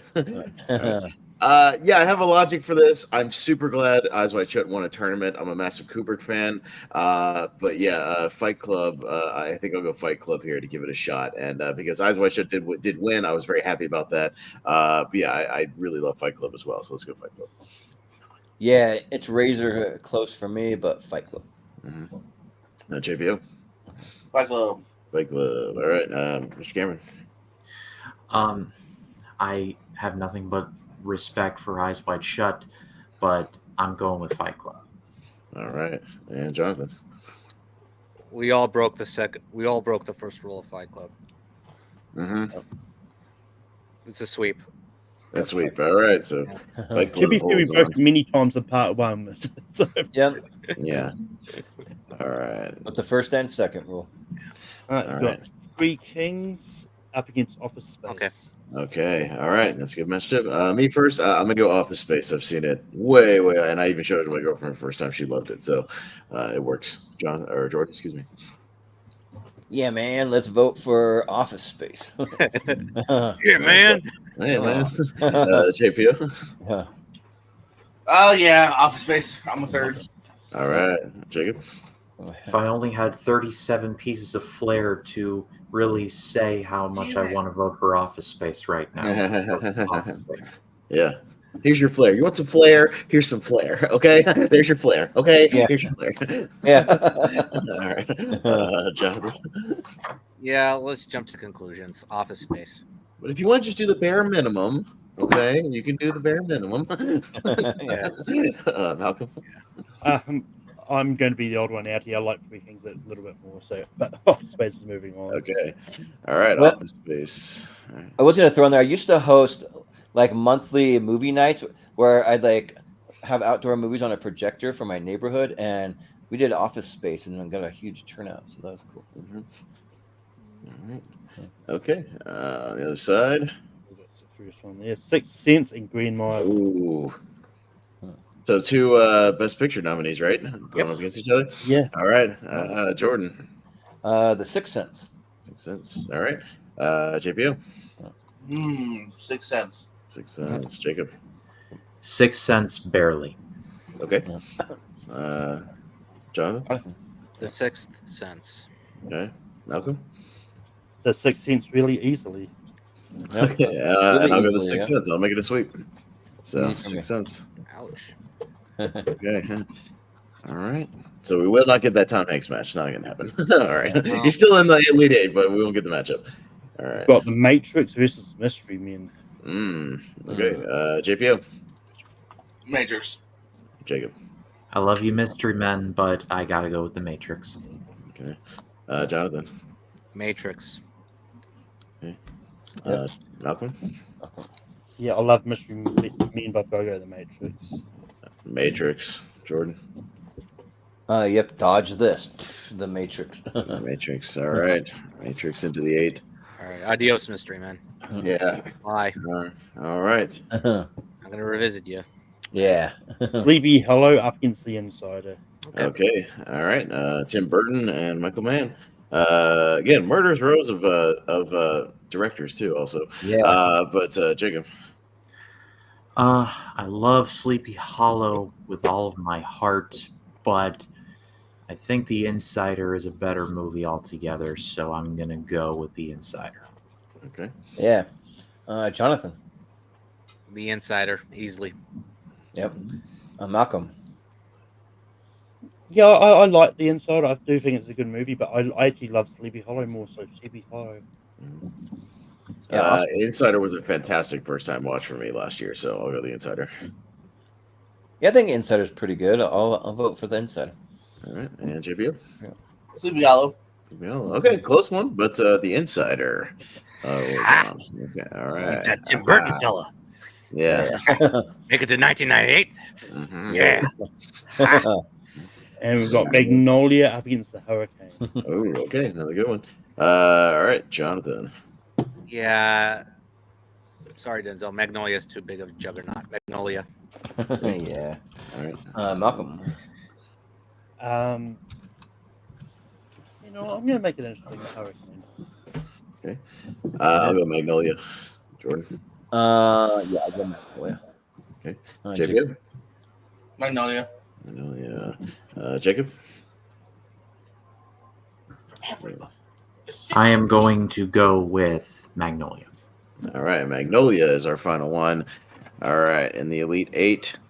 And listen to this murderer's row of 99 movies worthy of the Elite 8. Galaxy Quest, Toy Story 2, Fight Club, Office Space, The Sixth Sense, The Matrix, The Insider, and Magnolia. Now, that's a worthy Elite 8. Holy crap. Yeah, that's a worthy 99 Elite 8 for once. Yeah. I like it. Yeah, and kind of indicative of the different types of movies that were all throughout the year. So a good mix of movies. Yeah, animated, some experimental stuff, some good comedies, some good kind of spoofs, horror, sci-fi, some legal thrillers. Yeah, and a crazy, it's sort of anthology thing with Magnolia a little bit. Yeah, just great stuff. So, all right, congrats to all these movies. They will all hold over to our 98 tournament. But now it's time to see who takes the cake here. So like clobber everything from 98, maybe. Yeah, I don't know. They might be heavy hitters. 98 is a good year, but yeah, but we could see even 99 movies win 98 tournaments. We'll see. It could happen. All right, let's get it going, Malcolm. What do we got? We got Galaxy Quest and Toy Story 2. All right, we got our Tim Allen match, Malcolm. Yep. I'm gonna go Galaxy Quest. Man, this is like uber close. I'll slightly go Galaxy Quest. Yeah, I'll go with Toy Story 2, but one of my like weird quotes that I like where where it buzzes like, in just a few hours, you'll be sitting on the campfire with Andy making delicious hot schmoes. He doesn't say schmores, and then it bugs me. He says schmoes. Why does he say that? Because he doesn't understand things. Yeah, He's fish right. out of water. Yeah. He is a toy. Yeah, That's he's right. a toy. Yeah. He doesn't understand. He's still learning the world. Yeah, he is. But JPO. Galaxy Quest. Galaxy Quest. All right, Jacob. Probably won't count for much, but Toy Story 2. It's still close. Jonathan? Up to me, kind of. Yeah, I rewatched Toy Story 2 more. Toy Story 2. Okay, we actually have a tie. So we got our first tiebreaker of the evening. JPO, you're at the bottom. Kick it off. You got the power. By Grabdar's hammer, let's advance that motherfucker. Galaxy Quest. Galaxy I'm not Quest. mad about Okay. No, All not right. mad. Not mad. No. All right. No. There we go. Like So Austin it's a said. dark horse. I mean, or Jordan's. Austin said, Murderer's Row. Murder's Row, yeah. So I wish I voted for Galaxy Quest, so All I'm right. just not happy. Fight Club and Office Space. I'd like to see a Fight Club inside that office and in Office that'd be Space. awesome. See some of those guys just fight it out. You know what I mean? Die, motherfucker. Yeah, no, I feel weird. Like using the stapler as a weapon. Just see him beat up Lumberg. Yeah, Milton Bradley Snap. Just beat the shit out of Lumberg. Yeah, it'd be great. Yeah. Oh, man, that would be epic. All right, me first. I have a logic to this. It's also in my. These are in my 128. These are both great movies. I'll go Fight Club here.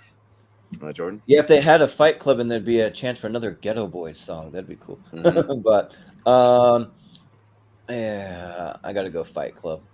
Okay. JPO. Fight Club. Fight Club. Fight Club. All right, Jacob. Yeah, Fight Club. Jeez. Fight Club. Okay. And Jonathan. Fight Club. Fight Club. And Malcolm. Fight Club.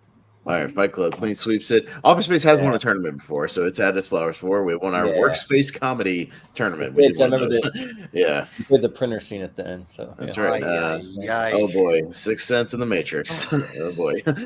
All right, Jordan. Easy for me, The Matrix. JPO. I agree in the fact that it's easy for the Sixth Sense. Oh, okay. Wow. Whoa. You got to do a Keanu. Whoa. Jacob, yeah. It probably won't win, but I'm going to go with The Sixth Sense. Okay. All right. Jonathan. Let's keep the suspense rolling. The Matrix. Right. Okay. Malcolm. You're both very close, just slightly the Sixth Sense. Okay. And I have a reason for this that I'll reveal in a second. Yeah. The Sixth Sense. Yeah. So it's Jacob. So the Sixth Sense, 4-2. Oh, man. On Austin, my heart can only take so much here. Oh yeah, that's right. And now that it's through, my logic is Matrix has won a tournament. Sixth Sense is not. I'm trying to give these. Yeah, this is the championship. We got to get real. No, I forgot about that. Well, yeah, but these are all. But did you not hear me run down the Elite Eight? These are all incredible movies. What are you talking about? Yeah, but we want the real, true tournament? best one to win, which is. Yeah, but has Eyes Wide And Shut I'm voting that way. My way was legit either way. Okay. Okay. All right. The Insider. Magnolia the Insider. JPO. Magnolia. Okay. Jacob. Magnolia. Jonathan.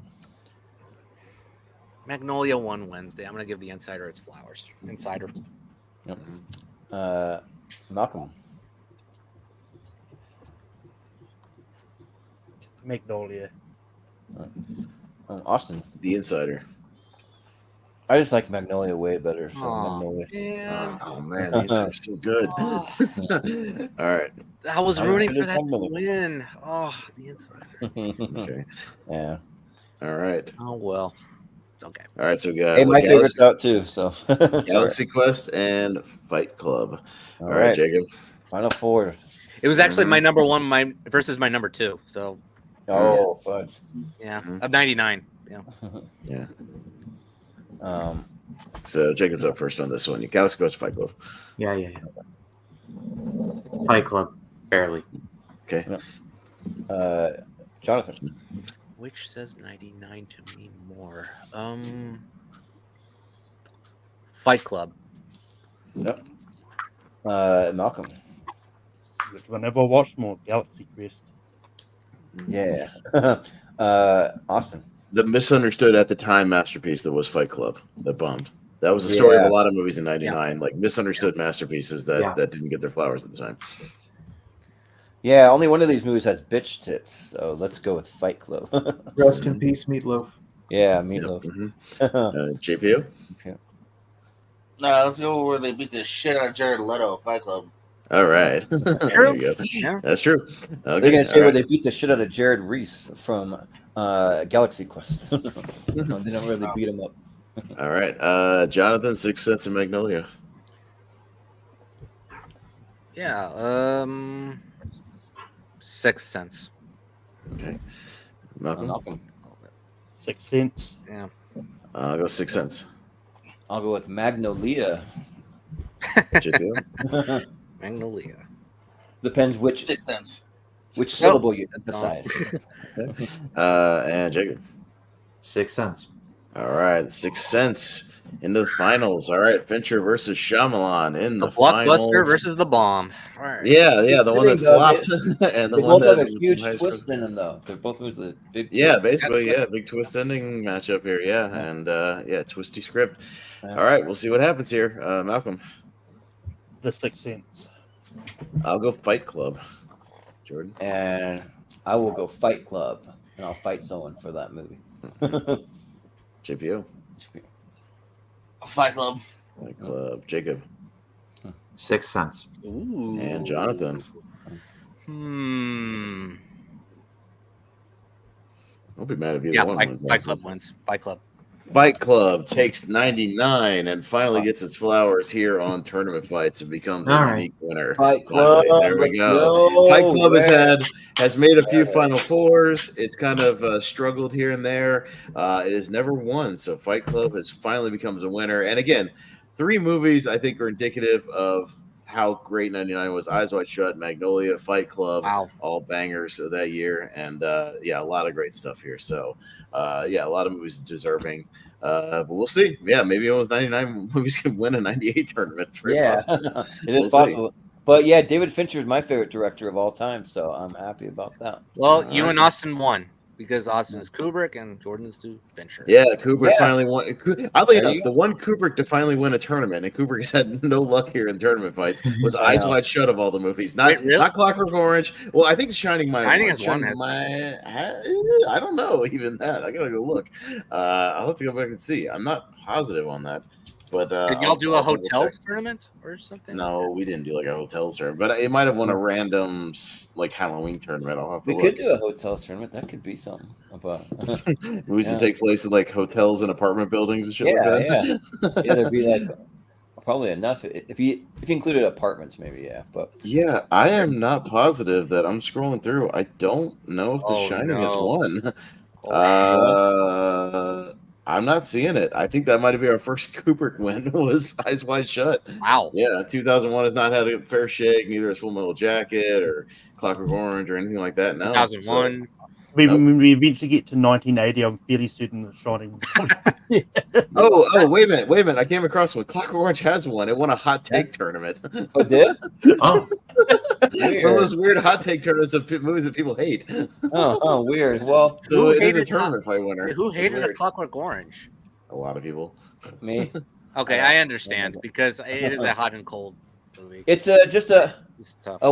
a character study about a bad person. So I'm just so is most of Scorsese's movies. So enjoy that. Yeah, but there are quite a few movies. Some of the stuff he does just makes me sick. I'm like, oh, but but we got to get 2001 to win and have Chris Scott like somehow involved because he hates that movie. But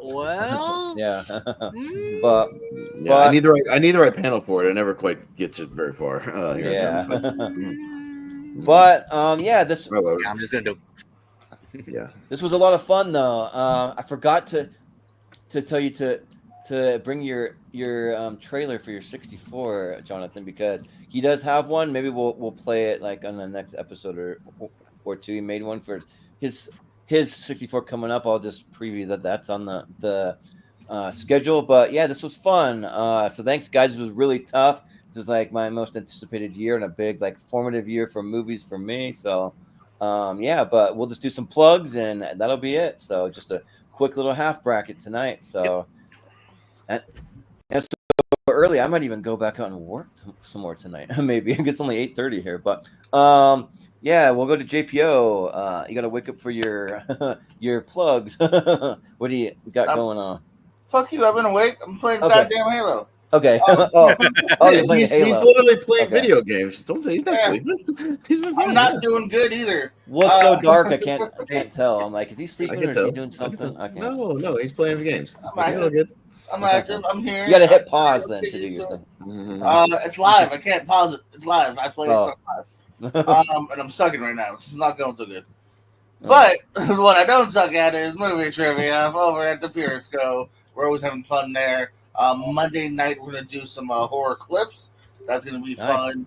We also got some horror brackets coming up, some decades from the horror. We did the 90s. That's already uploaded. So we got the 2010s coming up the next, couple of weeks or so when everyone's kind of schedules are free. As well as, other stuff where we got Thursdays, long time, first time. Come in, join us, talk about a movie you've seen recently, not a new release. Just whatever your blind spots are, chat with me and Brandon. We'll put you live on the show. That's always a lot of fun here. On Thursdays, baby, catch me, the Pester, Richie, and the Barber. We talked the Rassles. We had a fun one yesterday where we not only talked about Wrestle Dream, but we also drafted our favorite mask and face painted wrestlers. That was a fun discussion here. So yeah, we'll chat the wrestlers over at the Lonely Marks channel. And popping all over the place, this chat from time to time. Why We Love Horror, Multiplex. Just did CWT, did their Rumble yesterday. That was a lot of fun. Me and Jacob. One of us is the Iron Man. Find out who was the Iron Man that night. Son of a bitch. And and more stuff. So yeah, thanks for having me. It's always a pleasure. Yeah, for sure. Jacob, what do you have going on? So my YouTube channel's at RyanCam20. I've got the 1999 project ongoing. Episode just dropped today where I reviewed Fight Club and The Straight Story. They came out around the same time on the same weekend. Talk about two diametrically opposite movies if you've ever seen them. And then Scary Mania 5 is ongoing. Daily uploads of Halloween/horror movie reviews all throughout October. So that is going on my channel throughout the month. So also everywhere on social media and at RyanCam20. I actually have to dip. I've been invited onto another stream, so I got to get going. But thank you guys. Yeah. This was a great time. Yeah. See you later. Have a good night. Have a good night, y'all. Bye, buddy. Yep. Jonathan, where can we find you? Yeah, first off, shout out to Chris Diaz. I saw that he posted 20 minutes ago that he met Tom Hardy. Oh yeah, he's at New York Comic Con. So. Yeah. Oh, that's right. Yeah, I was like, oh, well done, Chris. Dang. Yeah. Anyway. Yeah, well, my buddy met Vanilla Ice earlier today, so I don't know who's really winning. You know what I'm saying? I met Michael Bean like a month ago. Let's say everybody wins. Right? Yeah. Anyway, no, this was a hell of a week. 3 movies deservedly won for great reasons, and all experimental in their own ways. And all great. So you can find me. That does it for me this month. So you can find me, on the social media platforms on Twitter, Instagram, Letterboxd, Threads. It's different variations of Caro. And you'll catch me here next month, and we'll do 98. Well, I'll do on one video on 98, and Jordan said it earlier. Top 64 coming in a month, actually, nearly a month. Coming up soon. So get ready, folks, because it's gonna be an interesting one, and it'll be a fun one. Let's just say it's a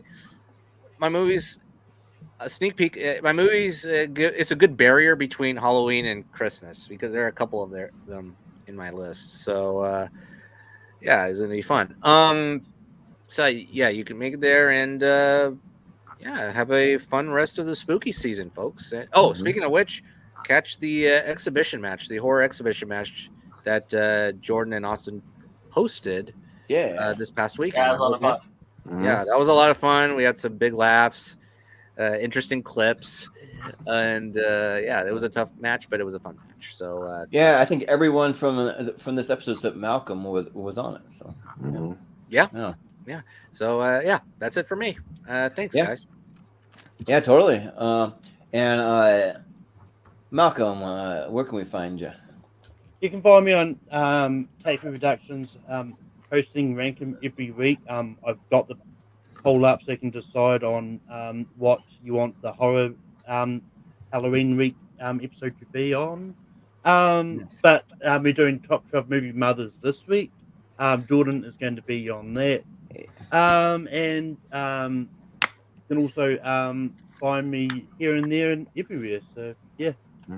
Shout out to maybe one of our finalists, maybe Toni Collette. She's a good mom for that match. I mean, at least a good performance. But yeah, Austin, what do you have going on? Yeah, not much till next week. But yeah, we did Wheel of Movies last night on Hook. Me, Richie, and Ross Bristow chatted about that, so you can check that out. Yeah, like JPO said, Lonely Marks every week. We'll be reviewing No Mercy 2001 next week and just chat some news. We'll have a little fun. And yeah, so yeah, not much else other than the stuff on the Movie Hero Network next week. Our monthly mistake, myself and Wolfman, next Saturday night, not this Saturday, next Saturday night, our annual one where we watch a Halloween movie, a little Halloween movie. Halloween 5 will be our drinking game. So you can tune in with us if you like and watch us drink ourselves silly as we do every month on stream. So yeah, that's all I got right now. Yeah. And as far as the channel goes, you can find us on all the social medias at Movie Hero 2121 and Jordan 83616. And then you can find us in the on Facebook at the Movie Hero Network group. And if you have a project you're working on, if you have a YouTube channel that you do, you can post over there to your heart's content, and we'll share it out, and we'll tell people to subscribe and get you views and all that stuff. So we support each other over there.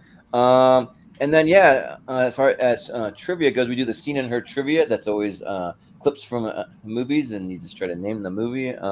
And we have an ongoing tournament, which this upcoming Monday, we will have another tournament match that's going to be finally getting around to the last couple of our round one. So it'll be Rick Weaver versus Maria Hammond versus James Shima versus Jeremy Potter. So that is coming up soon. I feel like we've been talking about that one for a while, but it is happening this Monday. So, and then we will not have any exhibition matches in November because we are gearing it for a free for all, which we don't have a date set yet, but we're still discussing that, but it'll be in December. So if and you'd like Jonathan Caro will be in it, but he is obligated because he's won twice. We are going to have him within the first 10 competitors. So he's getting enter again and try to do a three-peat. But if he does not get spun in our selection show by the 10th competitor, he will be the 10th competitor. He will be number 10, and then he will have to earn it and probably fight at least 20 people after that. So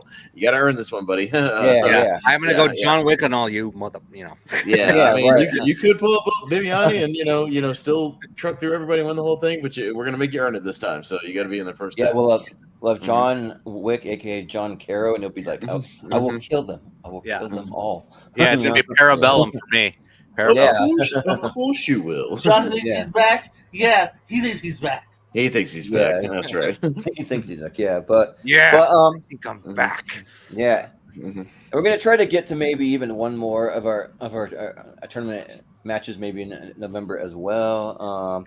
And then let's see, we do the Seen and Heard music trivia, which I don't know if we're gonna have one this next month because it might be kind of busy for trivia, but we'll see. I'll keep you guys posted if you'd like to do the some Seen and Heard music trivia. If I get enough interest or people hitting me up, maybe we'll kind of fast track it and do one. We do it on the Patreon, and that way we won't have any copyright issues. And we can play clips from music and we do some movies and a little bit of TV. And to watch that, you can go to patreon.com/moviehero, and you can see that. You can see some other music theme episodes, a few podcasts over there. You can see the extended schedule. Speaking of the extended schedule, I've been a little late at getting that out because usually I do it the first of every month, but it's just been really busy lately, and I've been doing more things on the channel recently. So I'm going to have it out within the next week or two. and I'll throw in an extra month, so that'll be on the just the well on all our social medias. Actually, there'll be at least a link to it, and then have about 3 months of the schedule, so you can sign up for episodes. We need more people to be on these episodes, and then we'll have an extended one too that might go like about 5 months or something like that out. If you're a Patreon subscriber, so you got to be a Patreon subscriber at the $5 tier to see that, but that'll be over there. And then tomorrow we actually have the debut of a new show that we're doing called Best to Worst, and we're going to be ranking some Adam Sandler movies. So I got my little thumbnail. That's what it's going to look like. So that'll be tomorrow. Yeah, and JPO is going to be on that along with some other big Sandler fans from the community, and we're literally just going to rank them. And but you have to tune into it to see exactly how it's going to work. But it'll be essentially a mix of like blind ranking, tier ranker, and a little bit of rank them, just a little bit. And so you'll see it all makes sense when we do it. But yeah, and then just what we have coming up for tournament fights and tier ranker. I'll just give you a little preview. We got a bunch of music stuff. I'm not going to go through it because you can tune into our other episodes to hear what kind of music stuff we want to do over on the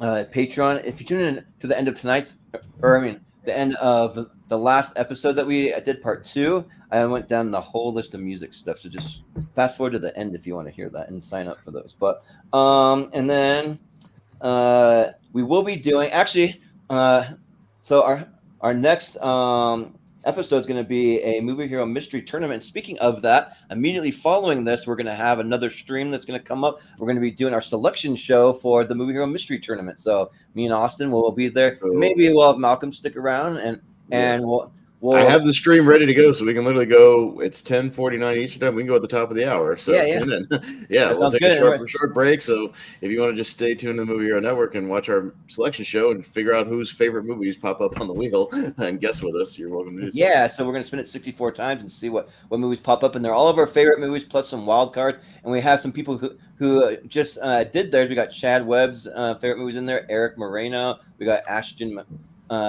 McIntosh, her in there too, so just stay tuned for that. And then the mystery tournament will be this upcoming Tuesday, and then we will have on Friday the best horror movies of the 2020s to now. So we'll have a bunch of recent horror to talk about. Then we'll be getting in next week. It'll be on Monday actually, so it'll be Monday, October 28th. Will be our horror series championship. We did 4 mystery horror series, and the Sweet 16 from all 4 of those will be in a big tournament of 64 to kind of round out October. And then we'll be getting into in November. We'll be having we'll be starting off with actually, because we had to make a little swap. So anyone who's going to be on the episode, I'll let you know. I might even make the groups a little early so you can have a heads up on it. But for Friday, November 1st, we decided we were going with our best of the best match, which is going to be all of our top 20s from me and Austin and a couple of our regulars, and we're going to put them into a tier ranker, and we're just going to rank them. It's going to be really, really hard. So, and we're going to see what everyone thinks of our favorite movies of all time. Then we're going to get into a directing brothers battle, which is going to be the Scotts versus the Coens. So it'll be a tournament. And then we're going to be getting back to some TV stuff. That's going to be the best TV shows from 2000 to 2009. So we'll be going back to TV to still we're still on a quest to determine the best TV shows of all time. We just have to break it up a little bit. But and then we of course have best movies of 98. We have Jonathan Caro's top 64 that's coming up. I'll give you but by about this time next year next month and next year probably, but we'll have another Movie Hero Mystery Tournament that is on the schedule. We're back to doing on a monthly basis, so that's kind of what we have going on. So yeah, we'll do it for us tonight. So thanks again, guys. This was a great time, very tough, and yeah, I'm actually happy about the outcome. So yeah, hang out with us in about 10 or 15 minutes for the selection show if you want to, and just hang out with us in the comments if you want. Yeah. Top of the hour. All right. Sounds good. So yeah, we'll call it good there. So for Jacob Cameron, for JPO, for Jonathan Caro, for Malcolm Lay, for Austin Pez Howell, I've been Jordan the Movie Hero Anderson, and we will see you next time. Look around. I see a lot of new faces. God damn it, an entire generation pumping gas, waiting tables, slaves with white collars. Advertising has us chasing cars and clothes, working jobs we hate so we can buy shit we don't need. We're the middle children of history, man. No purpose, no place. We have no Great War, no Great Depression. Great War is a spiritual war. Our Great Depression is our lives. We're not your job. We're not how much money you have in the bank. Not the car you drive. Not the contents of your wallet. Not your fucking khakis. We're the all singing, all dancing crap of the world. Stop trying to control everything. Just let go. Listen to me. You have to consider the possibility that God does not like you. He never wanted you. In all probability, he hates you. It's not the worst thing that can happen. It isn't. We don't need him. We don't agree. I gotta go. Fuck damnation, man. Fuck redemption. We are God's unwanted children. So be it. Listen.